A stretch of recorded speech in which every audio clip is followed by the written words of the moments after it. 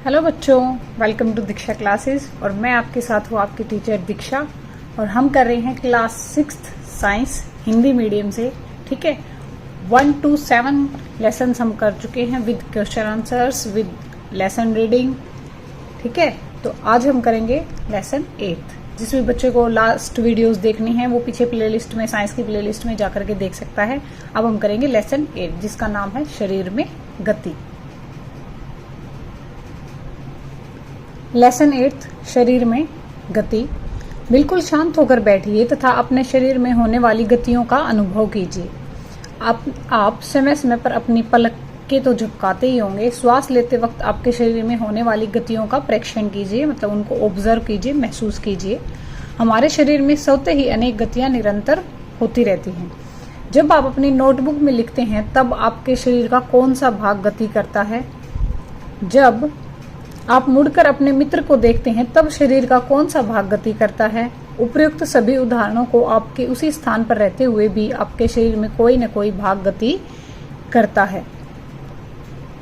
आप एक स्थान से दूसरे स्थान पर जाते हैं। आप उठकर अपने अध्यापक के पास जाते हैं, कक्षा के बाद विद्यालय के मैदान में जाते हैं अथवा विद्यालय के बाद अपने घर जाते हैं। तो इस स्थिति में आप एक स्थान से दूसरे स्थान तक वास्तव में चलकर जाते हैं। आप चलकर, दौड़कर या कूदकर एक स्थान से दूसरे स्थान पर जाते हैं। आइए अपने मित्रों, अध्यापकों एवं अभिभावकों से चर्चा करें और टेबल दी हुई है आपको आगे 8.1 उसमें भरेंगे। बूझो पौधों की गति को लेकर आश्चर्यचकित है। वह जानता है कि पौधे एक दूसरे के स्थान तक गति नहीं करते, परंतु क्या वे किसी प्रकार दूसरे प्रकार की गति करते हैं? ठीक है, तो जो ये बूझो एंड पहेली है, जो आपके क्लासमेट्स हैं, तो बूझो के दिमाग में क्या क्वेश्चन आया है कि ठीक है, हम तो गति करते हैं, हम उठ के अपनी क्लास से बाहर जाते हैं, स्कूल जाते हैं, फिर घर वापस आते हैं, खेलने जाते हैं। ठीक है, सब कुछ इसको समझ आ गया। लेकिन ये पूछना चाहता है कि क्या पौधे भी गति करते हैं? वो एक स्थान से दूसरे स्थान पे तो नहीं जाते। हम जिस पौधे को जहां देखते हैं वो वही रहता है। ये पूछ रहा है क्या वो किसी दूसरी प्रकार की गति करता है? तो ये देखो, ये दी हुई है आपको टेबल 8.1। इसमें क्या कह रहा है? जंतु एक स्थान से दूसरे स्थान तक कैसे गमन करते हैं? गाय क्या करती है? पैर से और चलती है। मनुष्य क्या करता है? पैर से चलता है। सांप क्या करता है? पूरे शरीर से रेंग करके चलता है। पक्षी क्या करते हैं? पंखों से उड़ते हैं। ठीक है, और ये दो आप खुद से करेंगे। जंतु एक स्थान से दूसरे स्थान तक किस प्रकार गमन करते हैं? चलना, टहलना, दौड़ना, उड़ना, छलांग मारना, रेंगना एवं तैरना इत्यादि जंतुओं के एक स्थान से दूसरे स्थान तक जाने का कुछ ढंग है। जंतुओं के एक स्थान से दूसरे स्थान तक जाने के तरीके में इतनी अधिक विविधता क्यों है? क्या कारण है? अनेक जंतु चलते हैं जबकि सांप रेंगता है और मछली तैरती है। यहाँ आपको आंसर मिल गया ना, मछली क्या करती है? तैरती है। ठीक है, नेक्स्ट है 8.1 मानव शरीर एवं इसकी गतियां। जंतुओं की विविध गतियों पर ध्यान देने से पूर्व आइए अपने शरीर की कुछ गतियों को ध्यानपूर्वक देखें। क्या आपको विद्यालय में शारीरिक व्यायाम करते समय कुछ आनंद आता है? विद्यालय में शारीरिक व्यायाम करते समय आपके हाथ एवं पैर किस प्रकार गति करते हैं? आइए हमारा शरीर जिन गतियों को करने योग्य है, हम उनमें से कुछ शारीरिक गतियों को करने का प्रयास करें। एक काल्पनिक विकेट पर काल्पनिक गेंद फेंकने का प्रयास कीजिए। आप अपना हाथ किस प्रकार घुमाते हैं? क्या आप इसे अपने कंधे से वृत्ताकार रूप में घुमाते हैं? क्या आपका कंधा भी गति करता है? पीठ के बल लेट जाइए और अपने पैर को कुल्ले के चारों ओर घुमाइए। अपनी भुजा को कोहनी के ऊपर नीचे कीजिए। इसी प्रकार पैरों को घुटने से मोड़िए। अपने हाथों को अपने पार्श्वों से सीधा तानिए। भुजा को मोड़ते हुए उंगलियों से कंधे को छुइए। आपने अपने हाथों का कौन सा भाग मोड़ा? हाथों को सीधा तानकर नीचे की ओर झुकने का प्रयास कीजिए। क्या आप ऐसा कर पाते हैं? अपने शरीर के विभिन्न हिस्सों की गति करने के प्रयास कीजिए और आपको नीचे दी हुई ये टेबल 8.2 इसमें नोट कीजिए। क्या कारण है कि हम अपने शरीर के कुछ अंगों को तो स्वतंत्र रूप से किसी भी दिशा में घुमा सकते हैं, जबकि कुछ अंगों को केवल एक ही दिशा में घुमा सकते हैं? हम अपने शरीर के कुछ भागों को घुमाने में असमर्थ क्यों हैं? Activity first. एक पैमाने को अपने हाथ पर, ये देखो इस तरीके से इस बच्चे ने दिखा रखा है ना आपको, इस तरीके से स्थिति में रखिए जिसमें आपकी कोहनी पैमाने के मध्य में रहे। अपने मित्र से पैमाने तथा हाथ को एक साथ बांधने को कहिए। अब अपनी कोहनी को मोड़ने का प्रयास करें। क्या आप इसे मोड़ पाते हैं? देखो, इस तरीके से आपको बांधना है किसी चीज के साथ अपने हाथ को। अब आप इसको हाथ को मोड़ के देखना, क्या आप मोड़ पाते हो? ये देखो, ये है आपकी टेबल 8.2 हमारे शरीर की गतियां। बहुत ही इंटरेस्टिंग टेबल है ये, आप खुद से बहुत इजीली कर सकते हो। जैसे गर्दन के लिए पूछा है, ठीक है, तो गर्दन पूरी तो बिल्कुल नहीं घूम जाती ना, आप बिल्कुल पीछे तो नहीं कर पाते ना पीठ की तरफ इसको, तो क्या हो जाएगी? अंशतः, मतलब कि कुछ भाग, ठीक है, तो कुछ भाग मुड़ता है इसका। तो इस तरीके से आप सब कुछ लिखेंगे, कलाई, उंगलियां, घुटने, एडी, पादांगुलियां, पीठ, सिर, कोहनी, भुजा, ये सब हैं। ये आप खुद से टर्न कर करके देखेंगे आप किस तरीके से इसको कर सकते हैं, ठीक है ना, कितना मुड़ सकता है, कितना नहीं मुड़ सकता है। ये आपके लिए दी हुई है ये टेबल, आप इसको फिल कर लेना। अब नेक्स्ट बच्चे, क्या आपने ध्यान दिया कि हम शरीर के विभिन्न भागों को उसी स्थान से मोड़ सकते या घुमा सकते हैं जहां पर दो हिस्से एक दूसरे से जुड़े हों? उदाहरण के लिए कोहनी, कंधा अथवा गर्दन। क्या आप ऐसे कुछ भागों के नाम बता सकते हैं? इन स्थानों को संधि कहते हैं, ठीक है। जहां दो हड्डियां मिलती हैं हम उन्हीं को घुमा सकते हैं और उनको हम क्या बोलते हैं? संधि। यदि हमारे शरीर में कोई संधि नहीं होती तो आपके विचार से क्या हमारे लिए किसी भी प्रकार की गति करना संभव होता? वास्तव में इन संधियों को कौन सी वस्तु परस्पर बांधती है? अपनी उंगली द्वारा अपने सिर, चेहरे, गर्दन, नाक, कान, कंधे के पीछे, हाथ, पैर, उंगली और पादांगुलियों को दबाइए। क्या आपको ऐसा अनुभव हुआ कि आपकी उंगली किसी कठोर वस्तु को दबा रही है? ये कठोर संरचनाएं अस्थियां हैं। अपने शरीर के अन्य भागों में इस प्रक्रिया को दोहराइए। इतनी सारी अस्थियां, जब अस्थियों को नहीं मोड़ा जा सकता तो हम अपनी कोहनी को कैसे मोड़ लेते हैं? हाथ के ऊपर हिस्से के ऊपर कलाई तक एक ही लंबी अस्थि नहीं होती। वास्तव में अनेक अस्थियां कोहनी तक जुड़ी रहती हैं। इसी प्रकार हमारे शरीर के प्रत्येक हिस्से में अनेक अस्थियां हैं। हम अपने शरीर को कैसे उसी स्थान पर हिला या झुका नहीं सकते जहां ये अस्थियां एक दूसरे से मिलती हैं। विभिन्न गतिविधियां एवं विभिन्न प्रकार की गतियों के लिए हमारे शरीर में अनेक प्रकार की संधियां होती हैं। आइए उनमें से कुछ के बारे में जानें। तो फर्स्ट हम जानेंगे कंदुक खलीका संधि। एक्टिविटी सेकंड, कागज की एक पट्टी को एक बेलन मतलब कि सिलेंडर के रूप में मोड़िए। रबड़ अथवा प्लास्टिक की एक पुरानी गेंद में एक छेद करके किसी के निरीक्षण में उसमें मोड़े हुए कागज के बेलन को डालिए, जैसा कि 8.2 में दिखाया गया। ये देखो, ये दिखाया हुआ है। ये बेलन बनाइए और इस तरीके से इस गेंद में डाल दीजिए, ठीक है।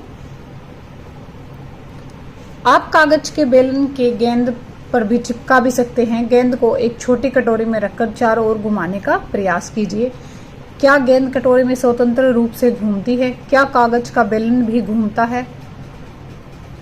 अब कल्पना कीजिए कि कागज का बेलन आपके हाथ में है और गेंद इसका एक सिरा है। कटोरी कंधे के उस भाग के समान है जिसे आपका हाथ जुड़ा हुआ है। एक अस्थि का गेंद वाला जो गोल हिस्सा है वो दूसरी अस्थि की कटोरी रूपी गुहिका में धसा हुआ है। देखो, इस प्रकार से ये दिया हुआ है आपको कंदुक खलीका संधि का फोटो। ध्यान से देख लेना भाई इसको। इसी प्रकार की संधि सभी दिशाओं में गति प्रदान करती है। क्या आप इन गतियों के उपरोक्त प्रकार की संधि का कोई अन्य उदाहरण खोज सकते हैं? इस अनुभाग के प्रारंभ में शरीर के विभिन्न भागों को हमारे द्वारा दी गई गतियों को स्मरण कीजिए। अब आ जाती है आपकी दुराग्र संधि। गर्दन तथा सिर को जोड़ने वाली संधि दुराग्र संधि है, ठीक है। गर्दन और सिर को जोड़ने वाली संधि कौन सी है? दुराग्र संधि। इसके द्वारा सिर को आगे पीछे या दाएं बाएं घुमा सकते हैं। इन गतियों को करने का प्रयास कीजिए। यह गति हमारे हाथ की उस गति के किस प्रकार भिन्न है जिसमें कंदुक खलीका संधि द्वारा हाथ को पूर्णतः वृत्ताकार हम घुमा सकते हैं। दुराग्र संधि में बेलनाकार अस्थि एक छल्ले में घूमती है, ठीक है। दुराग्र समझ में आ गया, ये गर्दन और सिर को जोड़ती है, ठीक है। अब है हिंज संधि। घर के किसी दरवाजे को बार बार खोलिए और बंद कीजिए। इसके कब्जों को ध्यानपूर्वक देखिए। यह दरवाजे को आगे और पीछे की ओर खुलने देती है, ठीक है। इसके लिए हम देखेंगे एक्टिविटी थर्ड। आइए कब्जे की गति के प्रकार को देखें। एक मोटे कागज अथवा गत्ते के बेलन सिलेंडर को बनाइए। नीचे आपको फिगर दी गई है, वो भी दिखाती हूँ। चित्र के अनुसार गत्ते अथवा कागज के बेलन के मध्य में छेद करके एक छोटी पेंसिल लगाइए। गत्ते को एक और टुकड़ा लेके उसमें इस प्रकार मोड़िए कि वह आधा बेलन बन जाए, जिस पर दूसरे बेलन को सरलता से घुमाया जा सके। आधे बेलन पर रखा पूर्ण बेलन कब्जे की भांति है। पेंसिल लगे बेलन को चलाने का प्रयास कीजिए। यह किस प्रकार गति करता है, यह आपके द्वारा बनाए गए कंदुक खलिका संधि की गति से किस प्रकार अलग है। हमने क्रियाकलाप 1 में कोहनी को इसी प्रकार की गति देखी थी। ठीक है, अब 8.4 फिगर 8.4 में जो कुछ हमने बनाया था वह एक हिंज से भिन्न है। ये देखो, इस तरीके से आप बनाओगे। गत्ते से बेलनाकार ये बनाया, फिर ये पेंसिल इसके अंदर डाली और इसको इस तरीके से घुमाने का प्रयास करो, तो ये कुछ इस तरीके से दिखेगा। तो ये घुटने की हिंज संधि। हिंज संधि कहाँ होती है? हमारे घुटने में। लेकिन इससे यह पता चलता है कि हिंज एक दिशा में गति होने देता है। कोहनी में हिंज कब्जा संधि कहलाती है, जिससे केवल आगे और पीछे एक ही दिशा में गति हो सकती है। हिंज जो संधि है वो एक दिशा में सिर्फ पीछे, और कोहनी आगे और पीछे दोनों दिशाओं में कर सकती है। क्या आप ऐसी संधि के कुछ और उदाहरण सोच सकते हो? नेक्स्ट है अचल संधि। हमारे शरीर की अस्थियों के बीच की कुछ संधियां उन संधियों से भिन्न हैं जिनकी चर्चा अब तक हमने की। ये अस्थियां इन संधियों पर हिल नहीं सकती। ऐसी संधियों को हम अचल संधि कहते हैं, जो हिलडुल नहीं सकती। जब आप अपना मुंह खोलते हैं तो आप अपने निचले जबड़े को सिर से दूर ले जाते हैं। अब अपने ऊपरी जबड़े को हिलाने का प्रयास कीजिए। क्या आप इसे गति दे पाते हो? ऊपरी जबड़े एवं कपाल के मध्य क्या है? एक अचल संधि है। हमने केवल कुछ संधियों की ही चर्चा की जो हमारी अस्थियों को एक दूसरे से जोड़ती है। हमारे शरीर में विभिन्न अंगों की विभिन्न आकृति कौन प्रदान करता है? यदि आप एक गुड़िया बनाना चाहते हैं तो आप पहले क्या बनाएंगे? संभवतः गुड़िया की एक आकृति प्रदान करने के लिए आप एक ढांचा तैयार करेंगे। आप ऐसा नहीं करेंगे। हमारे शरीर की सभी अस्थियां ठीक इसी प्रकार शरीर को एक सुंदर आकृति प्रदान करने के लिए एक ढांचे का निर्माण करती हैं। इस ढांचे को हम क्या बोलते हैं? कंकाल। हम जानते हैं कि यह मानव कंकाल की आकृति है, ये वाली। ठीक है, हम शरीर की विभिन्न अस्थियों की आकृति के विषय में किस प्रकार जान पाते हैं? शरीर के कुछ अंगों में मौजूद अस्थियों और उनकी संख्या तथा आकृति के बारे में हमें तब पता चलता है जब हम उनका अनुभव करते हैं। एक्सरे चित्र से हमें शरीर की सभी कठोर अस्थियों की आकृति का पता चल जाता है। तो ये है मानव कंकाल। ठीक है, क्या कभी आपका अथवा आपके परिवार के किसी भी सदस्य का एक्सरे हुआ है? कई बार चोट लगने पर चिकित्सक एक्सरे करवाते हैं, जिससे उन्हें अस्थियों में हुई संभावित क्षति के विषय में जानकारी प्राप्त होती है। एक्सरे चित्र के हमें शरीर की अस्थियों की आकृति का पता चलता है। आपके हाथ के अग्र एवं ऊपरी भाग तथा पैर के निचले एवं ऊपरी भाग की अस्थियों का अनुभव कीजिए। प्रत्येक अंग की अस्थियों की संख्या का पता लगाएं। अपने घुटने और कोहनी की अस्थियों का ठीक इसी प्रकार से अनुभव करें और एक्सरे चित्र से तुलना कर प्रत्येक भाग में अस्थियों की संख्या को ज्ञात करें। ये देखो, फिगर 8.7 में दिखाया हुआ है टखने और घुटने की संधियों का एक्सरे। ये है घुटना आपका और ये है टखना। इस तरीके की होती है, एक्सरे में आपको दिखाया गया। ठीक है, अपनी उंगलियों को मोड़िए। क्या आप उन्हें प्रत्येक संधि स्थल पर मोड़ सकते हैं? आपकी मध्यमा में कितनी अस्थियां हैं? अपनी हथेली के पीछे भाग का स्पर्श करके अनुभव कीजिए। क्या इसमें अनेक अस्थियां हैं? क्या आपकी कलाई लचीली है? यह अनेक छोटी छोटी अस्थियों से बनी है। यदि इनमें मात्र एक ही अस्थि होती तो क्या होता? फिगर 8.8 में आपको दिखाई हुई है हाथ की अस्थियां। ठीक है, ये देखो कितने सारे जोड़ होते हैं, बहुत सारी है ना। इसी वजह से क्या होता है, हमारी उंगलियां जो है वो मुड़ पाती। ठीक है, एक्टिविटी 4, गहरी सांस भरकर इसमें कुछ समय तक रोके रखिए। अपने वक्ष एवं पीठ को हल्के से दबाकर अपनी अस्थियों का अनुभव कीजिए। जितनी पसलियां आप गिन सकते हैं, गिन लीजिए। आगे फिगर आएगी 8.9, उसको ध्यान से देखिए और वक्ष की अस्थियों की तुलना अपने उपयुक्त अनुभव से कीजिए। ये देखो फिगर 8.9, ये है पसली पिंजर। आप जब गहरी सांस अंदर भरेंगे, थोड़ा सा दबाव डालेंगे, तो आप इसी तरीके से फील करेंगे कि आपके अंदर इसी तरीके का कोई पसली पिंजर है, जहां जहां आपको जो सांस आपने अंदर रोकी है वो आपको अनुभव होगी। ठीक है, हम देखते हैं कि पसलियां विशेष रूप से मुड़ी हुई होती हैं। वे वक्ष की अस्थि एवं मेरुदंड से जुड़कर एक बक्से की संरचना करती हैं। इस शंकुरूपी बक्से को हम क्या बोलते हैं? पसली पिंजर। हमारे शरीर के कुछ महत्वपूर्ण अंग इसमें सुरक्षित रहते हैं।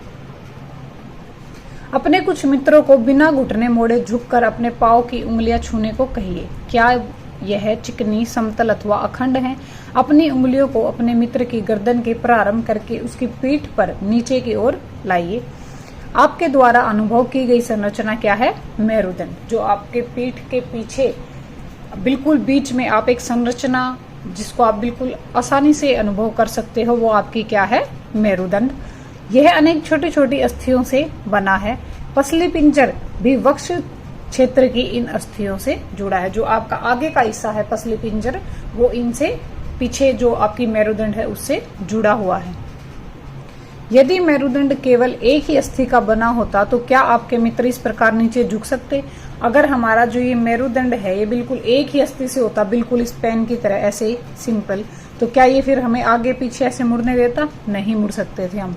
ठीक है, तो अपने मित्र को खड़े होकर हाथों से किसी दीवार को धक्का लगाने को कहिए। उससे कहिए कि वह अपने हाथों से दीवार को धक्का लगाने का प्रयास करे। क्या आपको उसके कंधों के समीप दो उभरी हुई अस्थियां दिखाई देती है? मतलब जब कोई ऐसे किसी चीज पर प्रेशर डालेगा तो आपको पीछे कंधे की तरफ क्या होगा?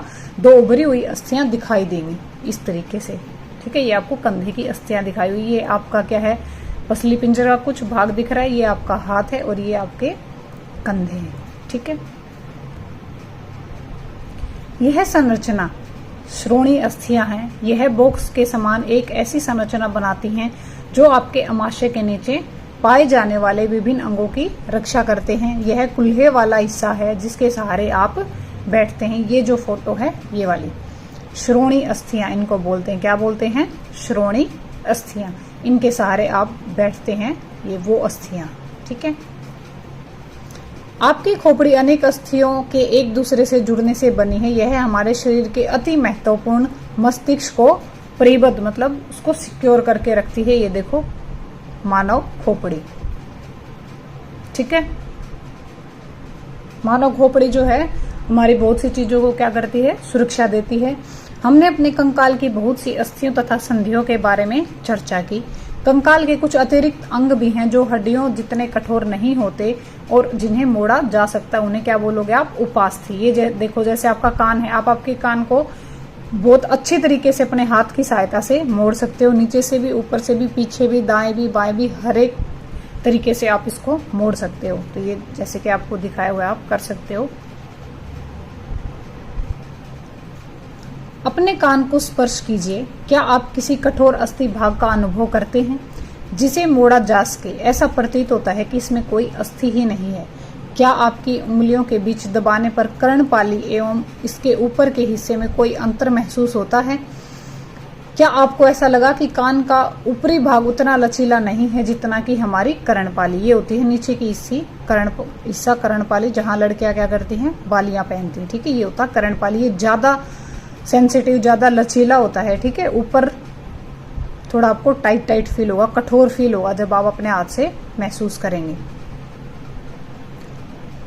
कठोर तो है परंतु यह अस्थि के जैसा भी कठोर नहीं है।